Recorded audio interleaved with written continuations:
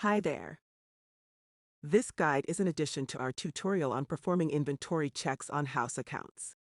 We will show you how to combine two inventory checks into one by using the new import feature. We're starting our guide in the Products Checklist tab. If you are unsure how to get here or how to start an inventory check, please refer to our previous guide. Link in the description.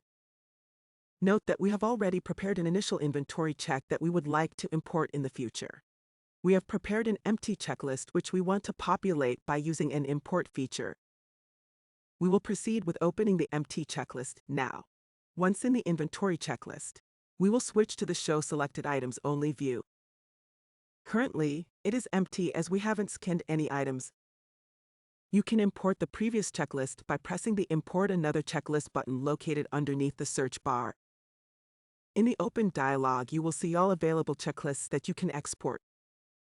Note that each inventory checklist shows the creation date, who created it, and how many items have already been found according to the checklist.